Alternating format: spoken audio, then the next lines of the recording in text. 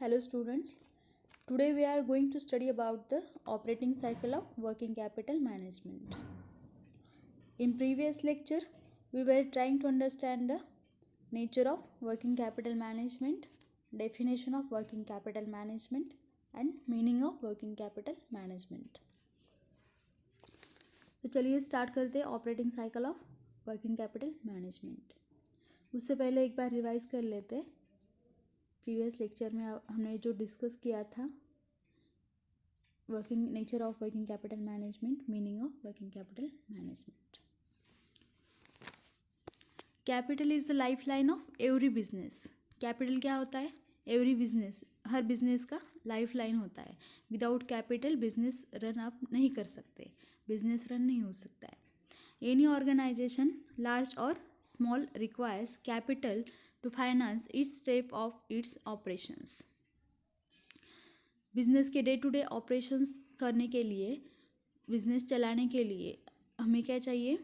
Large और small scale जो भी हो, जो भी इंडस्ट्रीज़ है, स्मॉल स्केल है, लार्ज स्केल है, वहाँ पे क्या चाहिए होता है? Working capital. Working capital is what an enterprise pours into its day to day operations, जैसे कि हमने अभी डिस्कस किया. Naturally working capital acts as a reliable indicator of a company's financial health. Working capital क्या indicate करता है? Financial health of company. Working capital is a measure of a company's liquidity, operational efficiency, and its short-term financial health. If a company has substantial positive working capital, then it should have the potential to invest and grow.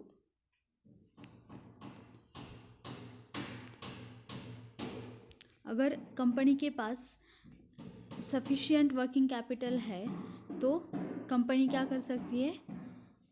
Financial growth उसकी अच्छी रहेगी और वो grow करेगी. Definition of working capital. Working capital is basically an indicator of the short term financial position of an organisation and is also a measure of its overall efficiency. Working capital is obtained by subtracting the current liabilities from the current assets, जो कि हमने पहले discuss किया था.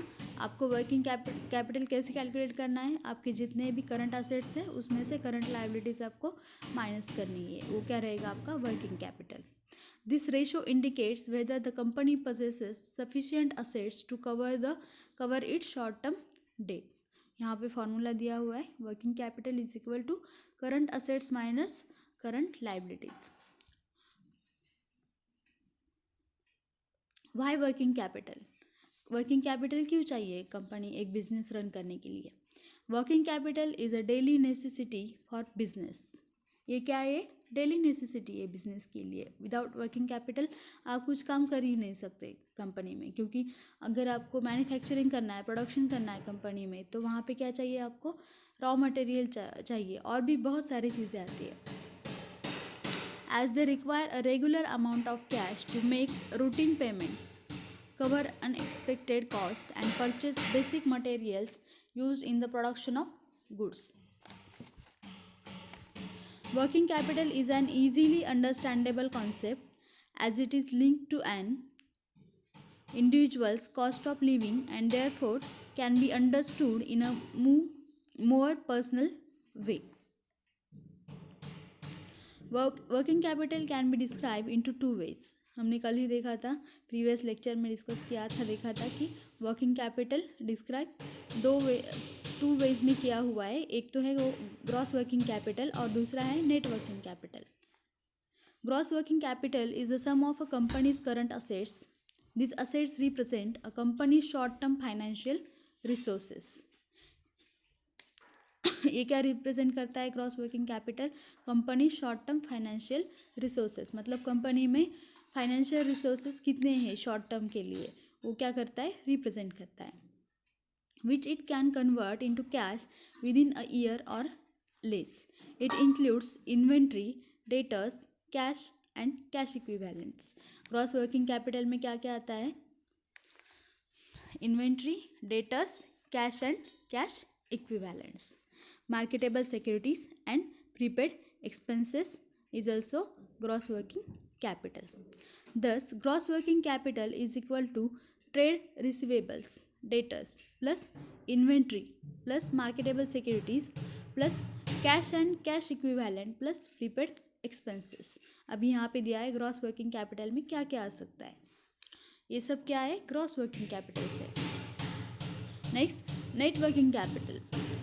It represents your short-term business assets available to pay your short-term obligations and also invest in income-producing activities.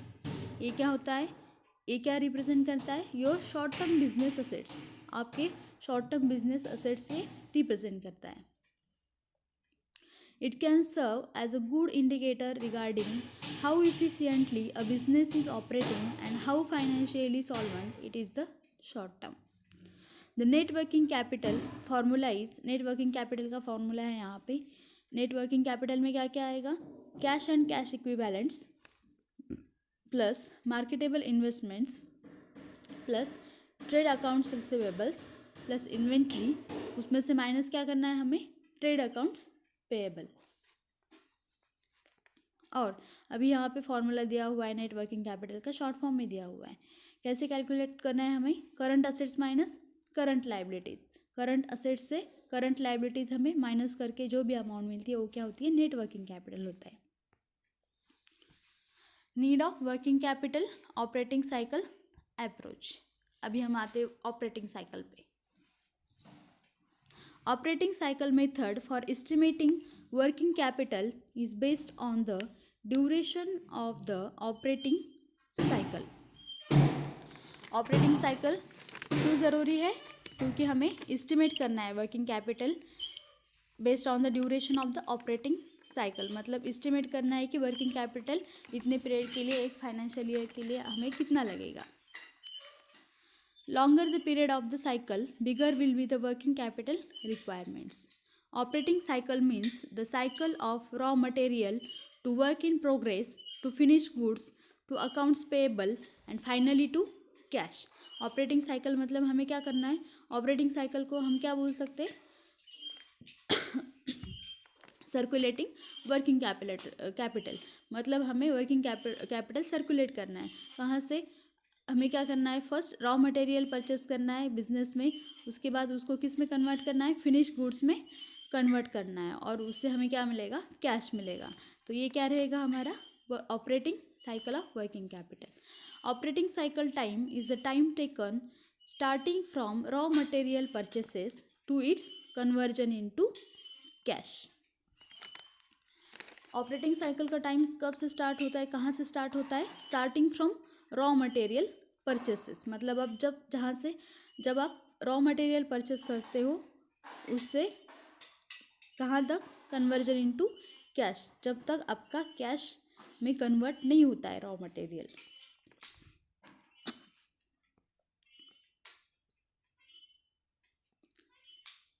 Period of one operating cycle can be calculated in the following format. यहाँ पे format दिया हुआ है कि हमें क्या करना है, यहाँ पे पीरियड कैलकुलेट करना है. एक ऑपरेटिंग साइकिल का पीरियड कितना रहेगा, वो कैसे कैलकुलेट करेंगे, यहाँ पे फॉर्मेट दिया हुआ है, पर्टिकुलर्स दिया है और उसके सामने क्या है, डेज है.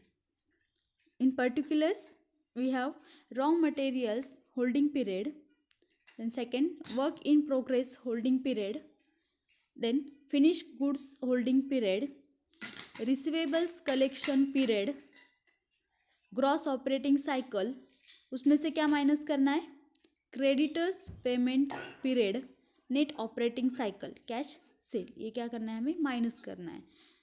ये क्या रहेगा, ऑपरेटिंग साइकिल पीरियड आएगा उससे. अभी यहाँ पे एक एग्जांपल दिया है, calculate the operating cycle of a company which gives the following details relating to its operations. हमें क्या करना है, यहाँ पे ऑपरेटिंग साइकिल का क्या करना है, ऑपरेटिंग साइकिल पीरियड हमें कैलकुलेट करना है. यहाँ पे क्या क्या दिया है हमें, पर्टिकुलर्स में क्या क्या आएगा, annual raw material consumption 8,42,000, annual cost of production, annual cost of sales, annual sales, average value of current assets held, यहाँ पे क्या दिया है, ये सब पर्टिकुलर्स दिए हुए और यहाँ पे नीचे है average value of current assets दिए हुए, यहाँ पे कुछ वैल्यूज़ दिए उसके एवरेज। क्या क्या है उसमें करंट असेट्स में, raw materials, work in progress, finished goods and debtors. The company gets 30 days credit from its suppliers. All sales made by firm are on credit basis. You may take 1 year as equal to 365 days. 1 year के लिए हमें वो period calculate करना है। Computation of operating cycle, अभी यहाँ पे कुछ फार्मूलाज दिए हुए, कैसे कंप्यूट करना है, कैसे कंप्यूटेशन करना है उसका। तो देखिए यहाँ पे ये फर्स्ट फार्मूला है रॉ मटेरियल होल्डिंग पीरियड, ये हमें कैलकुलेट करना है। उसका फार्मूला क्या है, average stock of raw material held divided by annual raw material consumption multiply 365 days. तो यहाँ पे पर्टिकुलर्स में आपको वैल्यूज़ दी हुए, कितने हैं वैल्यू की, average stock of raw material की, average stock of raw material first number पे क्या है, रॉ मटेरियल की वैल्यू, यहाँ पे average value of current assets में रॉ मटेरियल्स 1,24,000। नीचे क्या दिया हुआ है फॉर्मूला में, एनुअल रॉ मटेरियल कंजम्पशन, अभी कहाँ पे है पर्टिकुलर्स में, annual raw material consumption first line में, एनुअल रॉ मटेरियल कंजम्पशन 8,42,000, ये नीचे आएगा, डिवाइडेड बाय 8,42,000 इंटू 365 डेज। ये कैलकुलेट करके कितना आता है, 54 डेज। मतलब रॉ मटेरियल होल्डिंग पीरियड कितना रहेगा, कितने डेज का रहेगा, 54 डेज का। Then second work in progress, अभी वर्क इन प्रोग्रेस कैसे कैलकुलेट करना है, यहाँ पे फॉर्मूला है average work in progress held divided by annual cost of production of goods. अभी पर्टिकुलर्स में देखिए average work in progress held, work in progress, average value of current assets, average value of current assets उसमें दिया हुआ है work in progress की value कितनी है, 72,000।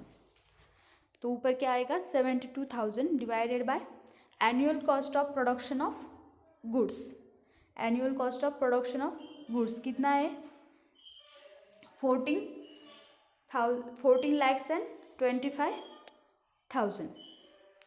सेकेंड नंबर पे दिया है फर्स्ट लाइन पर्टिकुलर्स में, डिवाइड मल्टीप्लाई बाय 365 डेज, कितना आएगा उसका कैलकुलेट करके 18 डेज। तो वर्क इन प्रोग्रेस का टाइम पीरियड कितना रहेगा, 18 डेज का रहेगा। फिनिश गुड्स होल्डिंग पीरियड, अभी ये कैलकुलेट करना है। इसका फॉर्मूला क्या है, average finish goods stock held divided by annual cost of goods sold.